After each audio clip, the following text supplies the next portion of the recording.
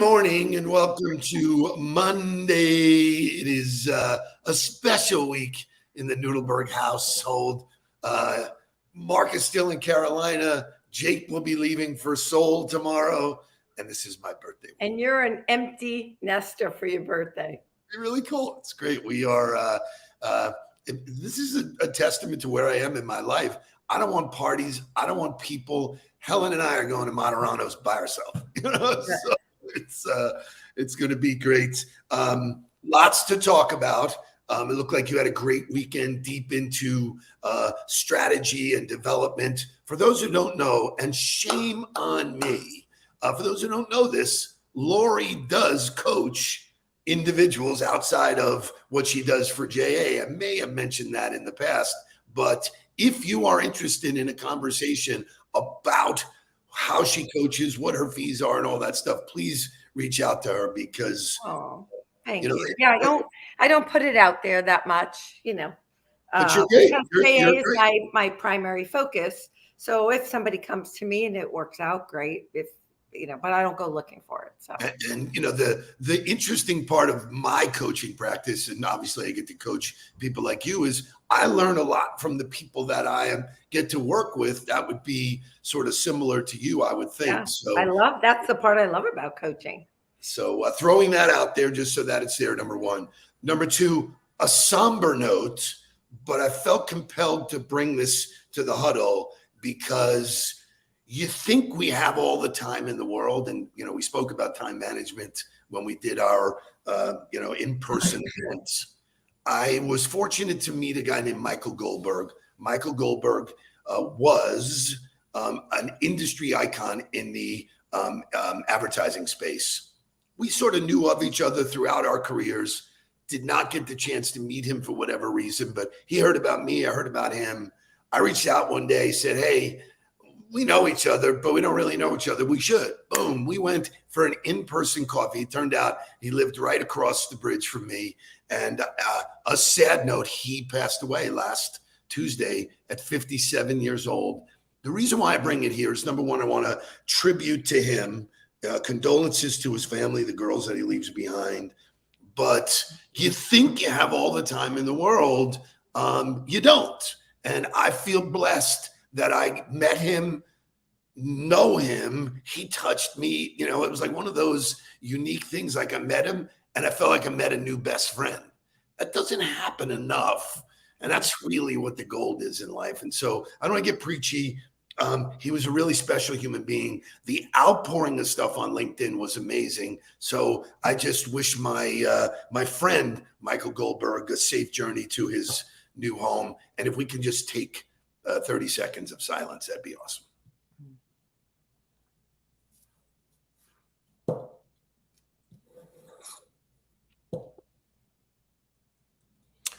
Okay, on to brighter. Can I just add a note to that? I know we don't want to be somber, but I do want to make sure the message in that. I lost my dad at 55, and I wrote a letter to him on Father's Day on LinkedIn or Facebook, and the point is, don't not say what you need to say or want to say.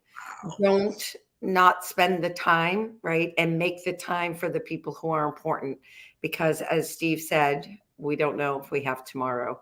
And I wrote in my letter to my dad, you knew how I loved you, and I knew how you loved me, because we always told each other and we showed each other. So you won't have any guilt. You won't have any despair. You'll be sad, but.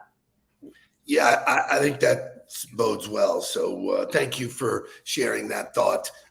We got a packed show. We got lots of fun content. When Lori's here, you know that there'll be talk about some leadership. So Shay, let's wake this thing up and get it going. Wake up, everybody. Get up, get up, get up, get up. We got, come on. Wake up, everybody. Teach a new way. Maybe then they'll listen what you have to say.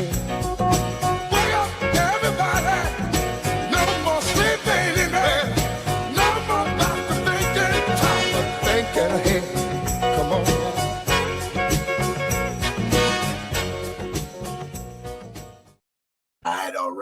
right. So lots of stuff to talk about, but I had a conversation with a new client on Friday, and the conversation was, hey, just for shits and giggles, this upcoming week is my birthday. And for years, I always took my birthday off. I don't know, is that entitled or not? I don't know. But I threw a LinkedIn poll out there and said, do you take off of work on your birthday? 75% of the people said no. I was floored by that, man. That's so, because I did it for years. This year, because of how funky July 4th is, I'm not doing it. So any comments there? Well, I mean, I don't know. I never took my birthday off either. I think until maybe last year or the year before was the first time I ever did it. It's so bizarre because, like, legitimately for me, it was no brainer. Like Shay asked me last It week, makes sense. we were planning calendar, and he goes, "Are you working this year or not?" And this year my birthday is on Wednesday.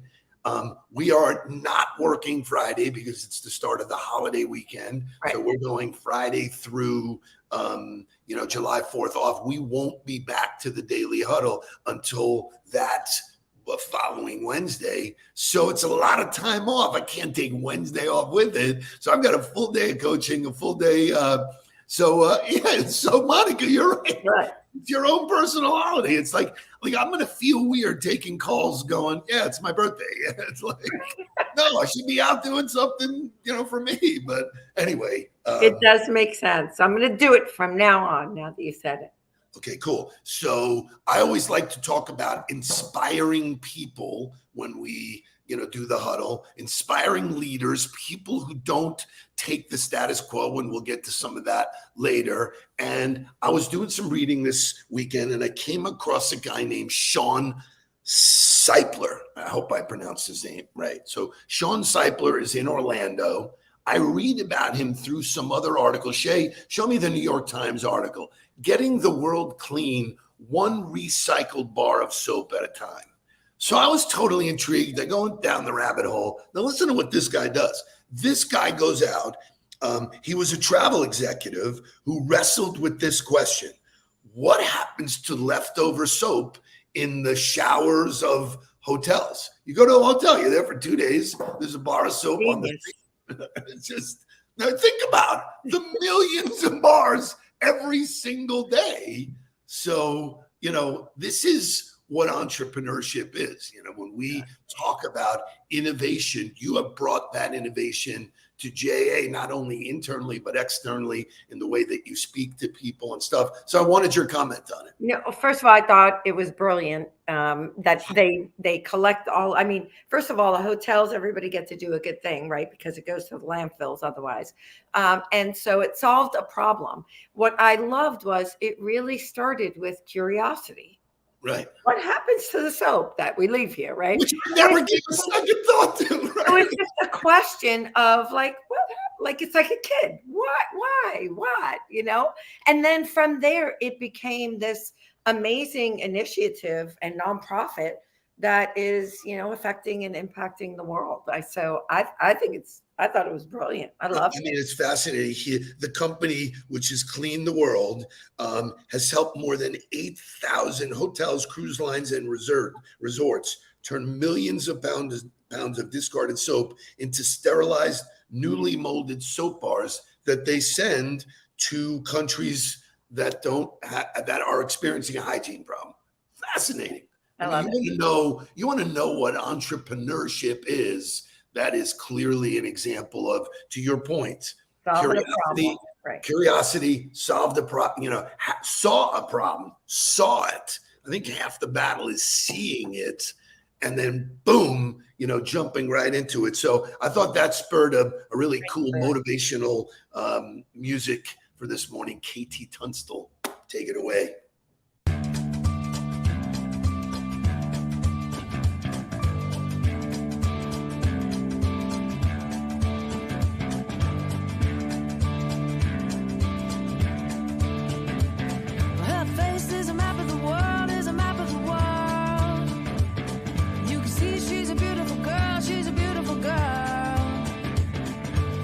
Everything around her is a silver pool.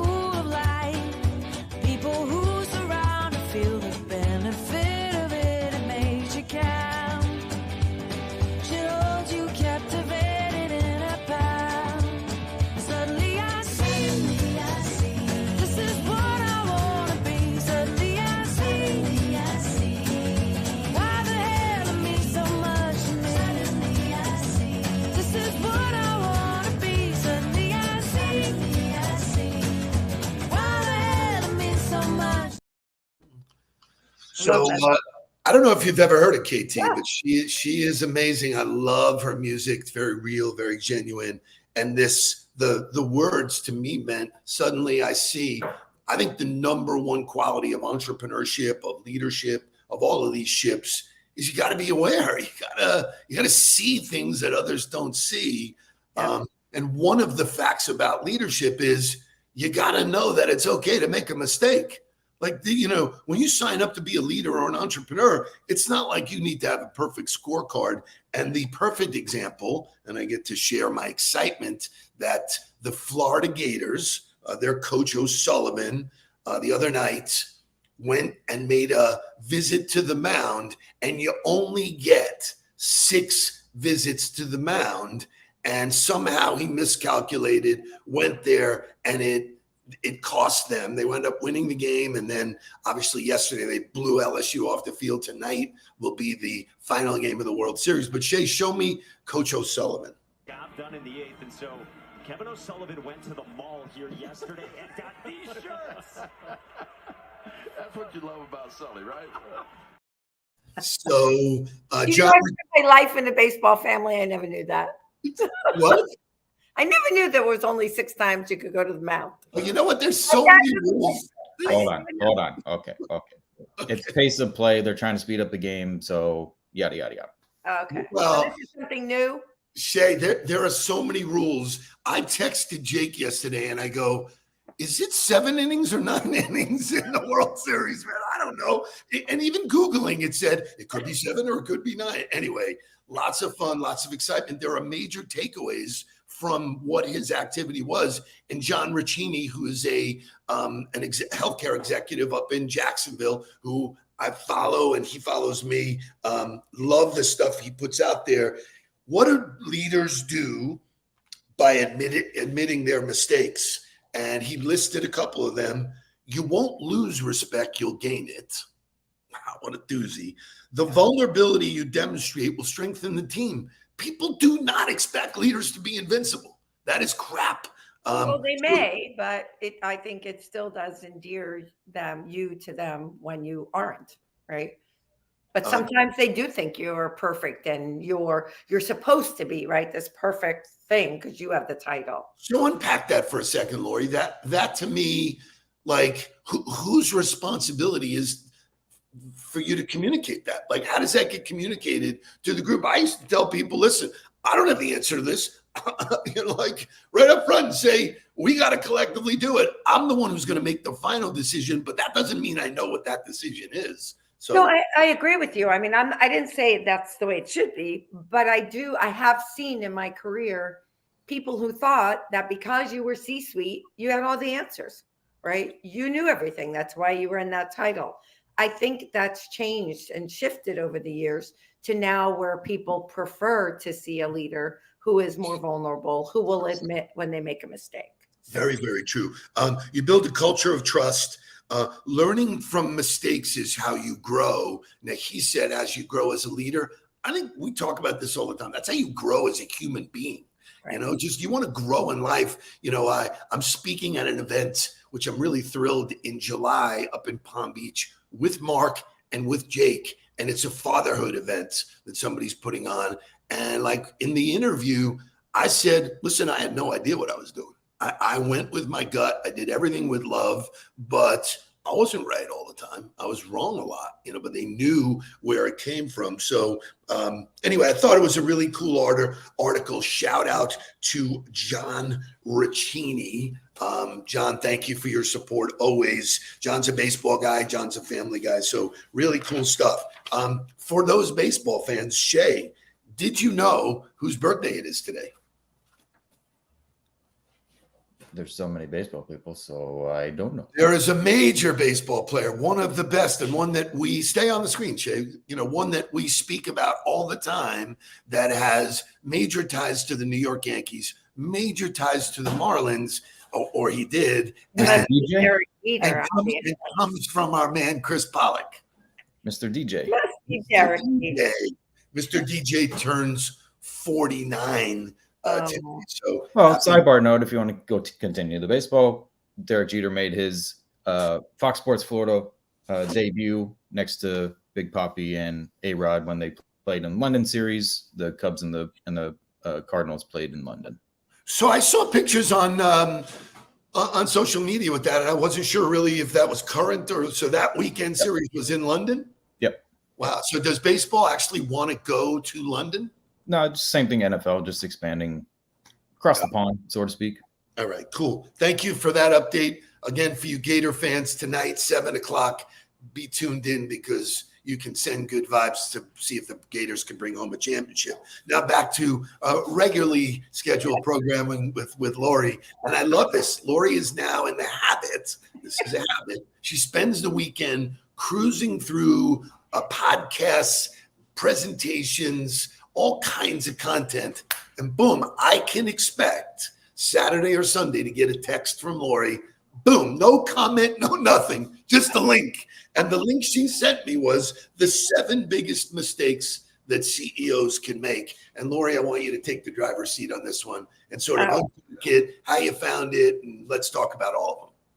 So I just happened to be perusing. I think I was working this weekend on developing a middle management leadership program.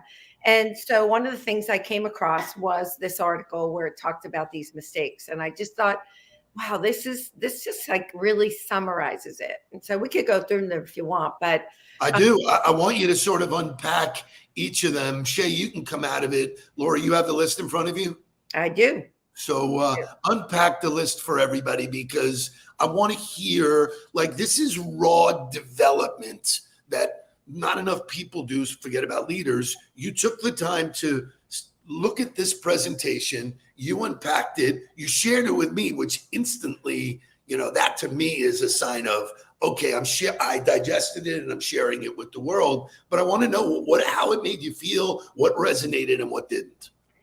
It all resonated with me, and I'll share, as we go through it, I'll share a little bit about that. But I think so. The first one is accepting the status quo, right?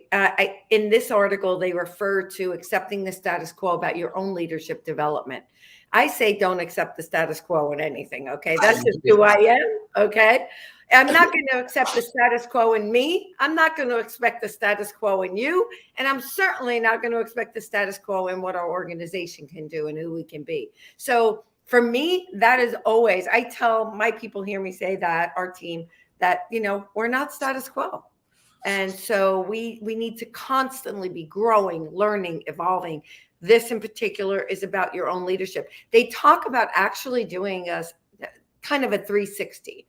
And I think I shared with you, I've been doing one-on-ones with all of our team. And it's really been about the one-on-one, the employee survey we did. So I could dig deeper on how we could be a better organization. But at the end, I asked them, what can I do better as a CEO? Now, I hope that they will be open and honest because I wouldn't be asking if I didn't want them to be. But sometimes people are afraid to. But there were a few people who shared some things, and I was so grateful for that. So I love this because status quo is actually an illusion.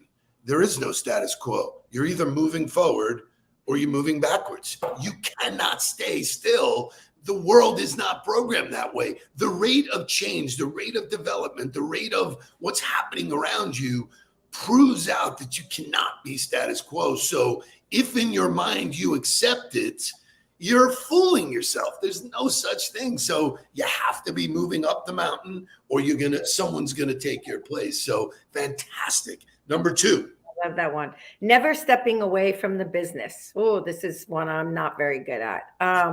Well, I say that because I'm not good at turning off the business, right?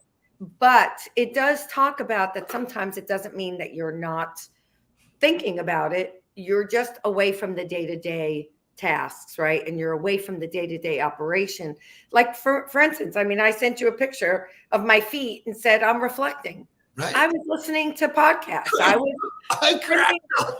was working on the business. I was thinking about where's our organization going? How can I help my people grow? Right.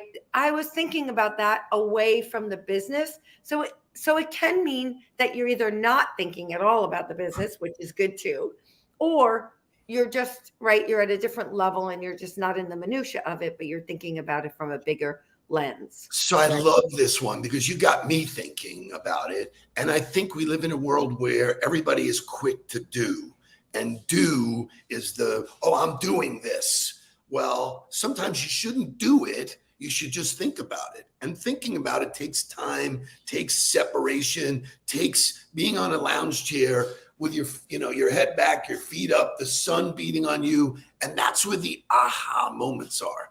And I wrote about that in my book, is that if you don't look for those aha moments, they're around you all the time. But if you don't get off the train and do it, so, being focused on the business is not a bad thing.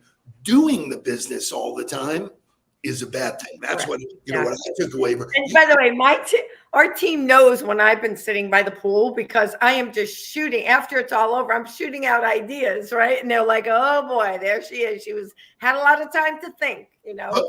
You know what? I mean, think this through for me, or reflect, if you will. All of your good ideas came from a time when you got off the merry-go-round and allowed yourself to explore and say to yourself, what's possible and what could we be doing better? And you can't do that while you're at in the batter's box. Or sometimes it's by reading about what's going on around the world in the area that we're in, right? So because what's happening in other places, right? So looking at best practices, looking at models, you don't have time to do that when you're in the day-to-day. And so I think the quality of great CEOs is not necessarily the actions, it's the time they spend thinking, because that's why you're the CEO, man. Well, but and I would actually say to you, I think that these are the things of good leaders. Yeah. My title may be CEO, but I tell our team all the time, you're the CEO of your project, program, initiative, whatever it is they're working on. They need to be doing these same things that we're talking about. I don't think this is just for CEOs. I think this is for leaders who want to keep growing, right? If I'm running a program, I need to step away sometimes and look at what's happening. What are the trends in the area of my program? What's happening in other places? How can I make my program better? They need to be doing the same thing. So this is a fantastic list. Great work. We got through 2 today. We are fortunate to have Lori Mondays and Tuesdays, which you get a leadership shot to start the week. And this is for everybody to listen to. So my suggestion is we go 3 through 7 tomorrow. Does that work for you? Works for me. Awesome. I'll be coming to you from Tampa tomorrow. Very nice. What's in Tampa?